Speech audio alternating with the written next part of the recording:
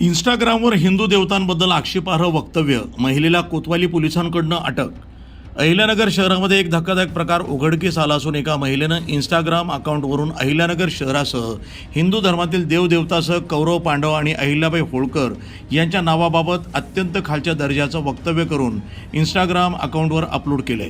हा प्रकार लक्षात आल्यानंतर पोलिसांनी स्वतः फिर्यादी होत कोतवाली पोलीस स्टेशनमध्ये केडगाव येथील अफरोज हमीद शेख या महिलेविरुद्ध दोन समाजामध्ये तेढ निर्माण करणं तसंच हिंदू देवतांबद्दल अत्यंत अश्लील भाषेमध्ये वक्तव्य करणं अशा विविध कलमांखाली गुन्हा दाखल करण्यात आला आहे। घटनेबाबत हकीकत अशी की कोतवाली पोलीस स्टेशनमधील गोपनीय शाखेमध्ये कार्यरत असलेले अनूप झाडबुके हे इंस्टाग्राम अकाउंट चेक करत असताना त्यांना अफरोज शेख या इंस्टाग्राम आयडीवर एक व्हिडिओ दिसला। यामध्ये हिंदू देवतांबद्दल अत्यंत खालच्या पातळीवर जाऊन वक्तव्य करण्यात येत होतं।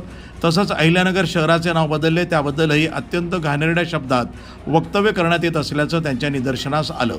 अहिल्याबाई होळकर, महाभारत आणि त्यामधील पांडव यांच्याबाबतही अत्यंत खालच्या पातळीवर जाऊन वक्तव्य करून त्या महिलेनं मेरे ऊपर केस फाइल करने की तो याद रख, मैं ना तो किसी के केस से डरती हूँ ना किसी और चीज़ से डरती, असं तिनं ठणकावून सांगत बघणाऱ्यांना थेट धमकीच दिली होती।